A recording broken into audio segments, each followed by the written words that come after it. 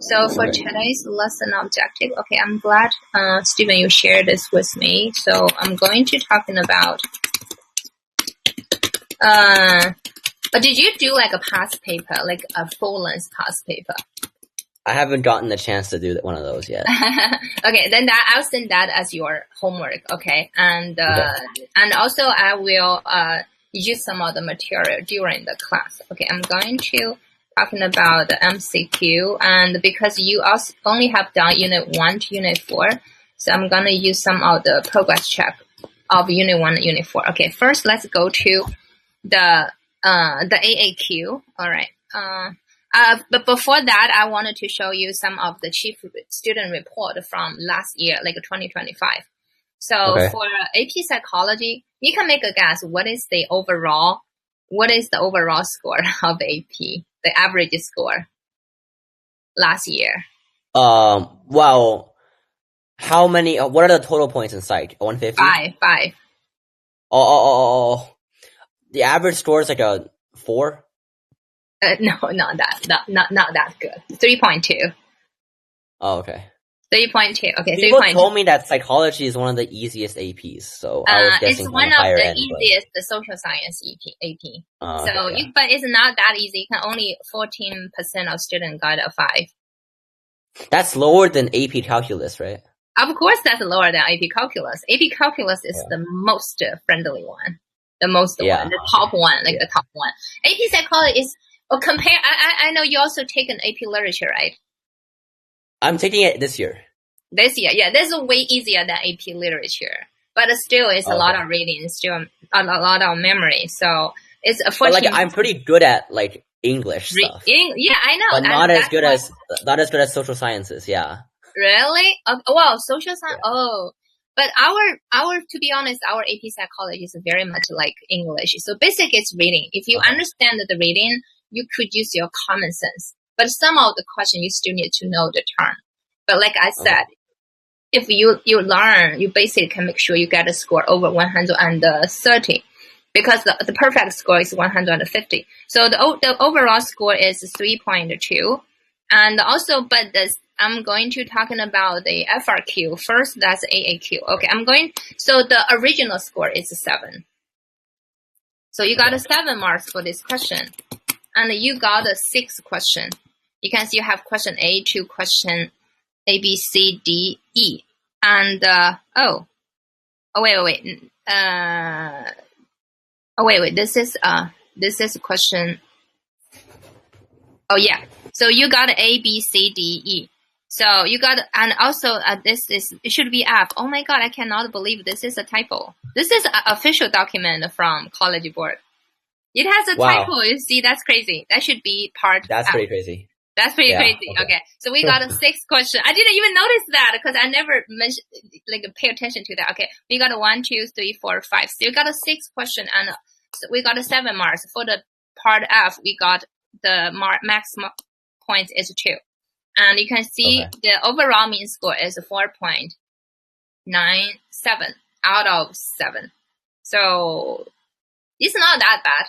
It's not that bad. It's better than the overall score. So that means AAQ is probably easy. And but the interesting thing is students got the lower score is in this research method, and this one, that's statistical interpretation. So students generally have problem with this too.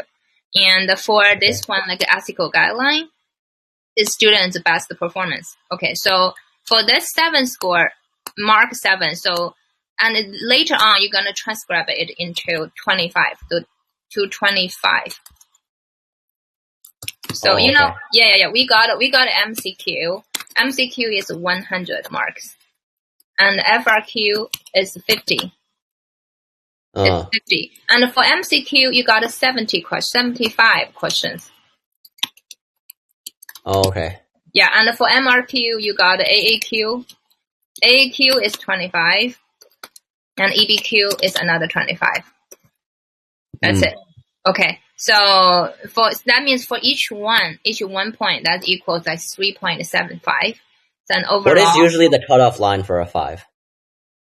Out of 150. Well, yeah, like I said, it's like a 111, 75%. 111. That's why I'm saying as long as your score is consistently above 130, then I'm like, okay, you can spend your time on other subject. We're good here. Because your aim is to get a 5, not a 150. Yeah. Okay. So that's for AAQ, and then we go to EBQ. So EBQ students, again, it's a 7, but this time the overall score is lower. So that means students perform worse on EBQ than AAQ. Okay. So it's a 407, and we got a 5 question, and for B2 you got a 2. For C2 you also got 2 marks.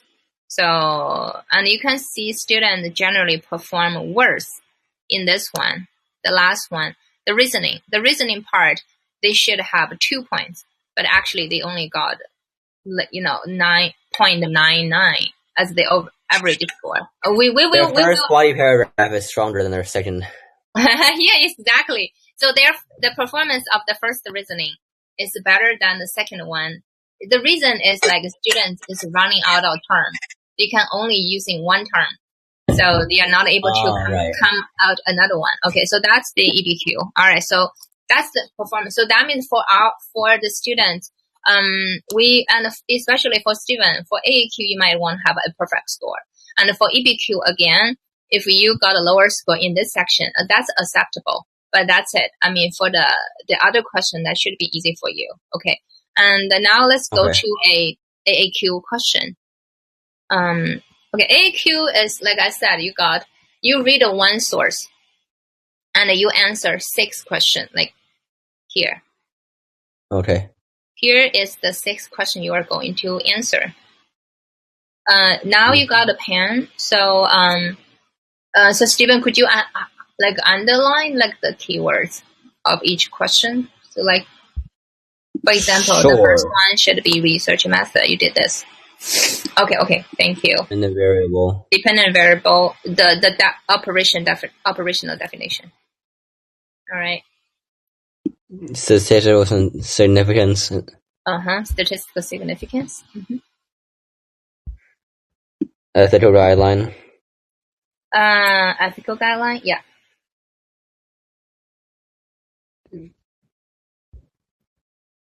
Generalizable. Whether the results are generalizable. Yeah.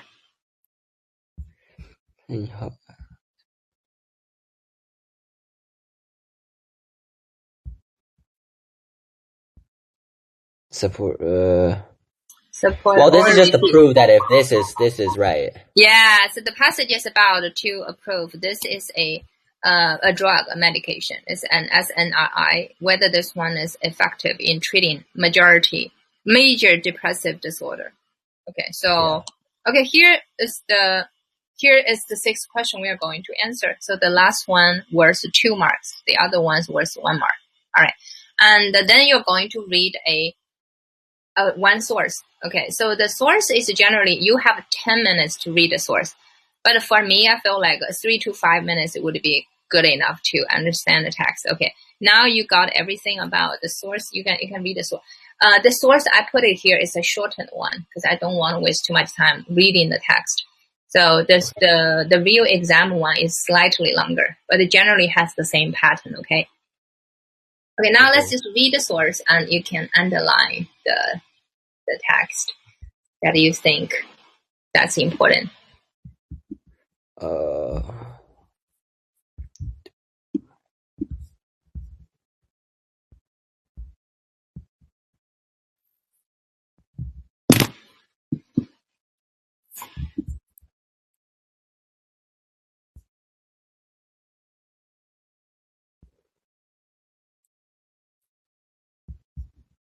This is okay.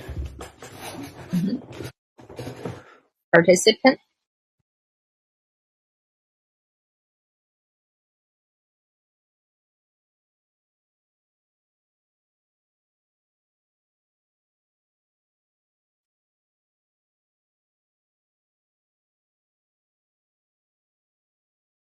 Okay.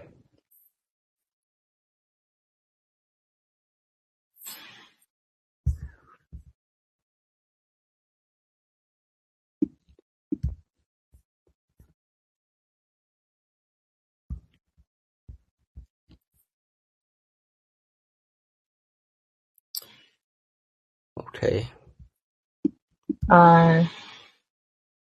Okay. So shall I move to the next page? Oh, you were reading. Okay. Yeah.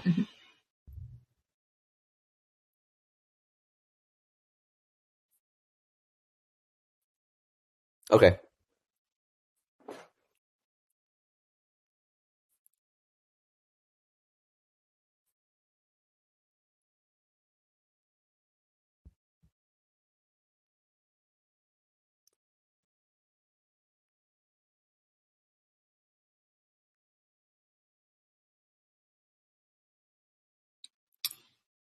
Okay. All right. That's it. That's everything we have. Okay. So here, identify the research method used in the study. Well, like, how specific does it want it to be? Because I can describe it. Is there like a specific term I have to use? Okay, that's a good question. That's the reason I present this. You basically have everything to answer the question, but you know what's a sample answer like, right? How many words do I need to produce?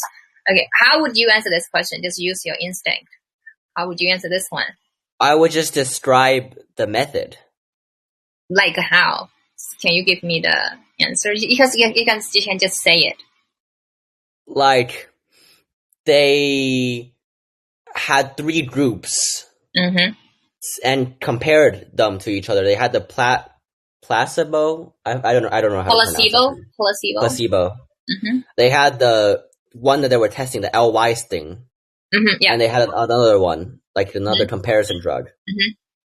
And they used those 3 groups, and then one was they held one as like a control group, basically. The placebo was the control. And then they gave them 8 weeks. And then after that, they used 2 different tests to test if they were like less depressed than before. Okay. So, all right. So, okay, yes, that's a very good description of the procedure, right? I mean, when you answer this question, they just want one keyword. What's that method? If you use one word to answer this question, what is the study method?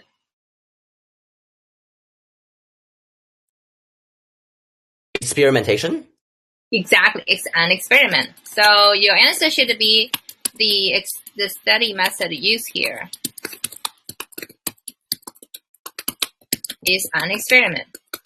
That's it. It's an experiment. But I would like my student to write down more, like what makes it an experiment. So to make an experiment, you could say, so like you said, you're talking about a 3 group, right? But the keywords should be random assignment. That's what makes a experiment. So you got a random assignment. Right. Yeah, or you could say the manipulation of the IB. Right. Manipulation of the IB, right? So you could use, so I always tell my students to answer this question, you write down one thing. I call it like one mark for knowledge. So for example, you write down it's an experiment and 1 mark for application. Application, like you actually like specifically quote or mention what did the test do. In this specific case, like participants were random assigned to 3 conditions. One is the LY22166684. That's the SNRI. Another 2, one is the placebo, one is SSRI. Yeah. So, but their purpose is to test the first one, this one. The other 2 are all all comparison group. One is the baseline. One is another existing medication. All right. So, so you could either, if you look at a College Board sample, it's only this sentence. The study used here is an experiment. But I would encourage my student also note down, it use random assignment, or it has the manipulation of the IV. And that makes it a perfect answer. Okay. So here is a sample from me. So, okay, the reason I use random control trial here, because I know actually it has a specific, you don't have to be like an experiment would be good enough, because random control trial is not even from AP psychology, because AP psychology, it does not specify. But I know in real life, it's called random control trial. It's very common in testing the effectiveness of a medication. So the random control trial is like you have a medication and you have a comparison medication. In this case is this thing, SSRI, and then the placebo. Okay. So you could say experiment here and then say they are randomly assigned to these levels. That make it a perfect answer. Okay. Let's see. And question B. One way the DV was operationally defined. So here is the text. How would you answer that? What was the question again? Well, the dependent variable. How was the dependent variable being operationally defined? The dependent variable was like the LY 2216684. No, honey, that's not a dependent variable. That's the IV. That's one of the condition of the IV. The D should be their depressive symptom. Oh no! I had a brain. It's the how stressed they were. Yes, afterward. Yes, exactly. Yeah, how that's stressed. That's their depressive symptom. Yeah, and how was that being operationally defined? Operational defined means how it's the clinician administered the Hamilton Depression Scale and the other thing, the self-rated depressive scale. Okay, exactly. All right. So if you write down this question, so you wanted to mention, so operation definition is how the variable being measured. So, right? So that's the operation definition. Yeah. So you want to write down the specific numbers. I mean, it should be a number. So for this case, when you write down it's the clinician rating scale, you want to specify it's the scores on the rating scale. It's the score. You have to mention the specific word score because score represent a specific number. It's the scores on the clinician administered depressive rating. It's the result of the. It's the result. Yeah, it's the number. It's the score. Okay. Yeah. Okay. So the perfect answer would be like this. Defined by the score on 2 scale. This and this. Okay. So like I said, one knowledge. And the one for the application. Oh my God, that's my lamp. Application. Okay. All right. Let me change the color of my pen. Okay, now let's go to next question. So, so question C is the meaning of statistical significance. Okay, so here's the result. So what does this statistical significance mean? What does statistical significance mean? The statistical significance shows that it doesn't show how effective we don't have effective size. Yeah, we don't have that. We don't have p-value here. Yeah. But we just know shows that statistical significant. What does that mean? It just means that like it's the difference between the results is not because of chance. Exactly. Yeah. You got a keyword. Not due to chance. The difference between the 3 groups, the SNRI, the SSRI, and the placebo, the results, the differences are not due to chance or randomness. Yeah, exactly. That'd be good enough. So you wanted to say statistical significance means this. And then in this study, we got a 2 scale, right? Only the second scale, the self-rated one. Yeah. Only this one is statistically significant. So you can see this one, the result is not due to chance. And that's it. Okay. Yes. All right. So here is my response. So in the study, statistical significance refer to whether the change in depressive symptom were likely due to treatment rather than chance. Okay. So for this one, it's not significant. So you don't have to write on this one. I just want to write a very conclusive one for my student, but you can only, and then here, this one, that means it's not due to chance. Okay. And that will be good enough. Again, you got the knowledge and you got application. Okay. Yeah. So let's see next one. One ethical guideline. So here. Oh, it's they all consented. They all consented. What else? Um, Do you see the first sentence? The one that I analyzed. Institutional review boards approved it. Right. Yeah, it's the IRB. Okay. So there's nothing ethically wrong about it because it's approved.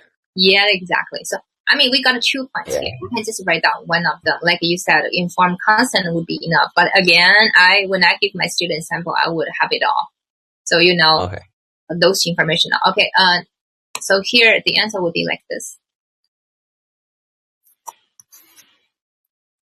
Okay. Yeah. Yeah, informed consent. So that's the knowledge, and then saying participant here they gave written content opinion. So that's the application, and then saying they also were approved by institution.